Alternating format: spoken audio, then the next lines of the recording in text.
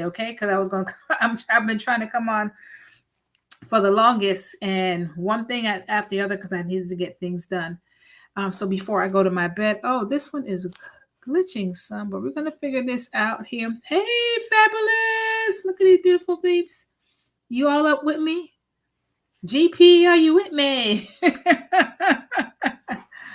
Well, happy day to each and every one of you. Happy day, YouTube, Facebook. Hey, no, beautiful. Oh, blessings on you. You are the most amazing person, Miss Robin. Love you to life. Oh my gosh, you have been such an impact in my life. I tell you, so thankful for you, truly and truly. And of course, you know you're in my prayers, lovely. In my prayers. And hey, sis, you know you are in my prayers too, my love. So I wanted to come on before then, and I'm sorry, my people over here on YouTube and Facebook and LinkedIn, you know, with this filter that I have over here. But needless to say, it's glitching. But at the end of the day, it's what you're going to get from it. And so I wanted to talk about um, 10 important lessons, money lessons that we should be teaching our children by the time they get to age 18, right? So they can truly begin their financial journeys right and tight. And with some things that we didn't get taught, right? And now we have the ability to empower our children sooner than later. Hey, sis, yes, sooner than later. Because at the end of the day, it's not how much money you make, it's how much money you keep. But what are some things that needs to be in place? So I'm going to say 10. Okay. So first and foremost is budgeting, right? Understanding how to create and stick to a budget, and helping them to understand what it means to track the income, expensive savings to ensure they're living within their means. Now, one thing about it, you know, oftentimes we hear about budgeting and we think that, oh gosh, I can't live my life, I can't do anything. But it's not, it's nothing of a sort, right? What it does is help you to be in control of your finances. And then so we have the ability to teach our children that sooner than later, then they don't get caught up in some of the things that we got caught up in, right? In life, as living life, right? Until it was, I wouldn't say it's too late, right? Because where there is life, there is hope. It doesn't matter what you've experienced in the past. As long as you have the mindset, you know what? I have the ability to improve my financial life, right? I can let this time, this season, and beyond truly be a best time and season. Why? Because you made a decision, right? You made up mind, and also that you realize you cannot do it by yourself. When you want to get to the next level, right? Coaching is so important. That was something that my husband and myself had to deal with. You know, when we experienced our financial challenges, and guess what? It did not make us weak. It made us wise. It really opened up our eyes up because we didn't know everything, right? But we know somebody that does. And that's why for me, this is such a crusade when it comes to financial literacy. Like I always say, financial literacy is not taught, right? It's caught. And right, we got caught working, grinding, and paying bills until the realization that is this life? And when you realize what God says, like He desires for us to prosper, even as our soul prospers and be in good health, that's spiritually, physically, emotionally, financially. But we have to be wise enough to get wise counsel, right? Oh, thanks, sis. We got to be wise. All right. So number 2 is saving early. Now, something that I've been doing with my children, you know, because they have their businesses and what have you. And if your children are working, this is where this is so important, right? Start saving their money sooner than later, but not just saving, right? Saving and investing, right? Because this is the wonderful thing called compound interest, right? Compound interest is that money is working. Money is working for them just as hard as they are if they're working hard, right? Money is working for them. So there is nothing like having money growing and didn't have to do anything for it, right? So compound interest is a key thing. And if we ever heard of the rule of 72, right?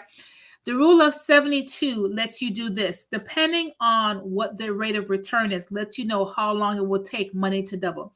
So for example, if the rate of return is say 6%, right? and you take 6 and divide it by 72, that lets you know how long it will take that money to double. Now, this is the thing. When that happens, it really helps solidify that money has the ability to grow, that money is a tool. And oftentimes within the body of Christ, we have this notion that money is evil, and money is not evil once you understand that money is a tool and that money should be used as such, right? Because it says the love of money. But when you realize that money, right, what it says in Ecclesiastes, it says money answers all things. When you think about that, absolutely. Because if that be the case, then why do we feel as though, oh, if I want to be a blessing to so many things, but in order for me to blessings, I need to have money. I need to be wealthy. And so when we want to put ourselves in the position of living a life of abundance, right, and God's way, we don't have to be consumed about, oh, it's going to draw me further away from God. It's going to draw not only just you, but how about others? Why not let the body of Christ represent the kingdom in such a powerful way of really being an impact instead of the world, right? That's why God said he has no respect of person. He has no respect of person. So we'll say, why does people in the world prosper? Because they follow the principles of God. Okay? They give, they serve. God desires for us to do the same thing, but we cannot do it if we, first of all, already have the mindset, that blockage that money is evil. But when we realize that money is a tool, it is a powerful. And so when we can start helping our children to save and invest early, right? Having that compound interest, oh my gosh, can you imagine how quickly they can get to be millionaires? That's right. Millionaires by starting early, right? Then we have the emergency fund, right? Because life, thank you, Zip. Life happens while me and you make plans, right? How many of us have a situation, the car broke down, the AC went out, there was an emergency with the children, and then we had to figure out how to pay for those expenses that you didn't plan for. But when you put yourself in the position of setting up an emergency fund, right?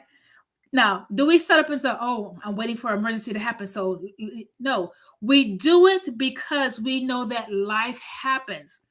We don't do it with the expectation, but we do it because we have to be prepared, right? So then we don't put ourselves in the situation of having to go further into debt, as opposed to, okay, I set aside this particular money already. When life happens, I don't have to be financially in bondage because there is something that I can be able to access to. So building that emergency fund, right, allows you to cover those unexpected expenses, and the goal is probably like 6 months of living expenses that will provide a true safety net for unexpected financial setbacks. I mean, I can tell some things that has happened, but because we put things in place, it wasn't detrimental. It wasn't detrimental whatsoever. Then that wonderful number 4 is to avoid debt. Now, let me say this, okay? Let me say this, that debt has its place if it's going to be used to generate additional income, if it's going to be used as a leverage, right? Not to buy things that don't bring you value, or to put you in a situation that you're compromising yourself because now you have this unexpected, you have this debt, right? But debt is also a tool if you have a good relationship with money. If you don't have a good relationship with money, then avoid it. Avoid it until you can have a better understanding of how to utilize debt properly, right? So learning to manage, right, and avoid high interest debt credit cards is going to lead you into a great way of having freedom. So we teach our children how to be able to handle debt. Now, this is the other thing too. If you have good credit, right, you can put your children on your credit, right? You don't get in the card, right? But as a way of helping to boost up their credit. So by the time they need it, that their credit score is like, woo, up there already, because you already put it in place, right? You have already set them up for success already. And so, yes, parents, you can put your children on your trade lines, especially if you have a good relationship with money. You know how to manage your debt. Put them on there. Put them on there. Why not help them to start up their financial journey sooner than later? Okay. Now, the next thing, and I talked about this one because I actually combined it with saving and investing because I want people to understand this, that it's one thing to save, right? And saving is for the purpose of easy accessible, but it's one thing to invest. I cannot stress that enough. When we want to be financially independent, saving is not enough because that money is not keeping up with inflation. But investing now puts you in the position where it's keeping up with inflation, right? So you want to have a rule of thumb is something, some type of investment that's going to be okay, because on average, inflation is about 3% each year. So depending on where you live, it can be 5-6%. But when you have a rate of return that is keeping up with that, you're not losing buying power, right? You're sticking with inflation, if not more, because money is not decreasing. Money is growing. So now you improve your buying power because your money is keeping up with the powerful tool of inflation. How awesome is that? Right? So listen, as I said, we are doing what? We are saving and investing. Okay? We are saving and investing. Don't get caught up in that. The next thing is delayed gratification. Listen, okay? If you can afford to get that thing you want without having to at the end, like, I got this purse. It's so cute, but now how am I figure out yes, absolutely saving and investing. How am I going to figure out how to be able to pay the bill when it comes? Now let me say this, because I had a client that felt like they needed to have a Gucci purse. Now I'm not knocking Gucci, not at all. But I am knocking if you cannot afford to have it without going into debt. Now, if you save towards it, by all means, have at it. But just because you say, well, it's my birthday, I deserve it, I've worked so hard. But if you have to work hard and it's going to cause stress, was it worth it? So delay gratification, right? Helping them to practice delay gratification to avoid impulse purchases. Think long-term financial goals, right? Right. And making big decisions. When you might make a big purchase, give yourself 24 hours. Because there's nothing like having buyer's remorse, right? So give yourself 24 hours. And if you think you need to have it and you can afford it, right, get it. But 9 times out of 10, you realize that it's not something that you need. It was just a want. It's just a want. All right. Next thing is to live below your means, not above your means. Don't spend all your income. Okay. Aim to live, right? Help them to say, aim to live below their means so they can do what? Save and invest. Save and invest. And that's the language we have to teach our children, right? Not as soon as money get into their head, it's burning. They're like, I got to spend and get something. No, listen. How are you going to let that money grow? That money doesn't have to stop right there, right? So showing them how it has the ability to grow when they first made a decision. First of all, to be a giver, right? A tither, a sower, and to save and invest and really pay themselves first. Pay themselves first. When you really help them to understand that when you pay yourself first, not Nike, right? Not whatever other things that they like, right? The video games, whatever. But you pay yourself first because now you're making somebody else rich. Don't you want to be rich? That totally changed their mindset. All right. And then number 8 is financial goals. Set clear financial goals for themselves, right? Whether that's asking what they want to do, what they want to be able to establish for themselves. Hello, fabulous. What are the things they want to be able to establish for themselves, right? So really setting financial goals. What some things? Have that conversation, and you'll be surprised on some of the things that they say when it comes to just putting themselves in the position of how we can really just empower our children sooner than later. Yes, set clear financial goals. And the other thing is what? Financial literacy, right? Not being financially illiterate, right? But being financially literate, learning the money game, educating themselves about personal finances and how to stay informed. There are so many things that are out there. And not only that, personal finances, which includes the financial news, right? What is dollar cost averaging, right? What is a mutual fund? All these different terms. What are the tax laws? How important that is to understand that when you can, how to legally avoid taxes, especially when you have business, helping them to start businesses, helping our children to start businesses, to be entrepreneurs, to be innovators, to be creative, right? And how to profit from those things, their creativity, their creativity. There is nothing in this day and age that is off limits. They can truly make money on everything. I can tell you that right now. The way that we are in this age, the opportunities are absolutely endless. And just because parents, you didn't, it was not something that you were exposed to, and you're just like, how could that happen? If they want to be a YouTuber, let them try it out. There are people that are making millions off of that, thousands, but it takes a start. So don't put them in a box. I'm going to say that. Don't put them in the box, right? Because not everybody is meant to go to college. And if going college means that you have to go in debt to do that, right? And they're already starting their financial journey, not one type. I don't. And I'm an advocate of education, right? I'm an advocate for education, but I'm not an advocate that's going to put our children in financial bondage before they start their lives.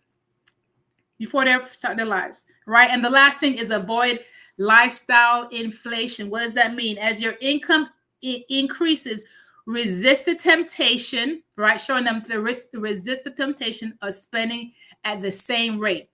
Where they're, oh, I got a raise. Oh, now I'm going to have to do bigger things now. No, stay within their means, right? Prioritize, once again, saving and investing for the future. So these are just the 10 things I just wanted to share with you, my fellow parents, right? Moms, helping our kids to really make proper money moves sooner than later, and how we just have the ability to empower them. But one thing we have to do also, we have to check our financial mirror. And when we check our financial mirror, the question is, would you want your children to emulate, right? To do what you do? If the answer is that of no, guess what you do? Then you make a decision of getting a financial coach. So now you have the ability to not only just change your mindset, but change your whole families. Now you have the ability to truly create legacy because you made a decision. And so if you, right, you're like, Teacher Melanie, I want a financial game plan. I want to know how I can be able to help my children to be financially independent sooner than later. I want to be able to put myself in the position of helping them, or myself for that matter, to be able to start businesses and opportunities. Then I'm looking to connect with you. So what I want you to do is go ahead, you book an appointment on my calendar. You will find it in my description, right? Or in you'll find it in description, or you can just send me a message and we can coordinate, and I'll send you my calendar so you can book that appointment sooner than later, right? Because guess what? This is 2024 and more. The year of 2024 is a year of more. Now, what's that more for you? Hopefully it's more joy, peace, prosperity, health, and wealth, right? Not more debt, okay? Not more sickness, right? Not more pain, but a year of truly a prosperous lifestyle, because God said he would do exceedingly above and beyond all that we can ever ask, think, or imagine. What is that thing that you've been imagining, you've been thinking about, you've been praying about? And God is asking you to step out on faith, right? Because the faith in God works. Faith in God works. Absolutely. 2024 is a year of more. More blessings and peace on each and every one of you. Let's walk in that authority and that boldness and know that God truly wants to prosper because he says so in his word, and he is not a man that he should lie. All right, my fabulous piece. So with that being said, like I always say, remember to pray, plan, and believe because God is still in the business of doing miracles. Make sure you go ahead and connect, subscribe wherever you are. And I can't wait to see you in the next one. Bye, my fabulous piece, and blessings on you always.